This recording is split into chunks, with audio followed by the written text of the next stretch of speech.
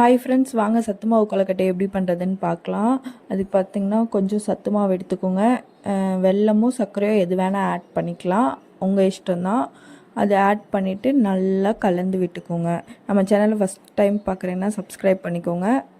சீக்கிரமாக என் ஃபேஸ் காட்டுற மாதிரி நான் வீடியோ போடுறேன். அதுக்கப்புறம் பார்த்திங்கன்னா தேங்காய் ஆட் பண்ணிக்கோங்க. ஒருத்தவங்களுக்கு நெஞ்சை கரைக்கிற மாதிரி இருக்கும் அப்படின்னா கம்மியாக ஆட் பண்ணிக்கோங்க. இல்லை எனக்கு தேங்காய் நிறையா போட்டால் பிடிக்கும் அப்படின்னு சொன்னிங்கன்னா நிறையாவே ஆட் பண்ணிக்கோங்க. இதுக்கப்புறம் பார்த்திங்கன்னா ஏலக்காய் நான் தட்டி வச்சுருக்கேன். பவுடராக இருந்தால் கூட பவுடர் ஆட் பண்ணிக்கோங்க. நான் அது கொஞ்சம் போட்டுட்டு அதுக்கப்புறம் பார்த்திங்கன்னா நல்லா மிக்ஸ் பண்ணிக்கோங்க, நல்லா கலந்து விட்டுக்கோங்க. ஏன்னா நம்ம சுகர் ஆட் பண்ணியிருக்கோம் இல்லையா, அதனால. அதுக்கப்புறம் தண்ணி ஊற்றிக்கோங்க. ரொம்ப அதிகமாக தண்ணி ஆட் பண்ண வேணாம், கொஞ்சமாக பார்த்து கொஞ்சமாக ஆட் பண்ணிக்கோங்க.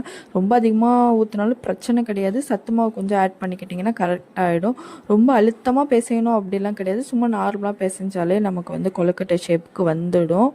அதுக்கப்புறம் இட்லி தட்டு மூடி எடுத்துக்கோங்க. அதில் இது எல்லாம் உருண்டை பிடிச்சி அதில் வச்சுருங்க. நான் ஆல்ரெடி பார்த்திங்கன்னா இட்லி பாத்திரத்தில் தண்ணி ஊற்றி ஹீட் பண்ணி வச்சுருக்கேன். அதில் இந்த தட்டை எடுத்து வச்சு மூடி போட்டு வச்சுடுங்க.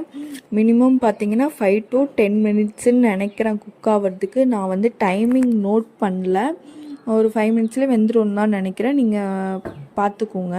அதுக்கப்புறம் வச்சுட்டு சைட் பை சைடாக நான் டீ போட ஆரம்பிச்சிட்டேன்.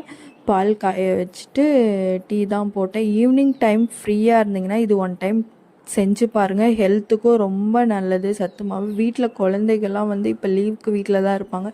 இதை செஞ்சு கொடுத்து பாருங்கள், டேஸ்ட்டும் நல்லாயிருக்கும், வேணான்னு சொல்ல மாட்டாங்க, அவங்களும் கொஞ்சம் சாப்பிடுவாங்க.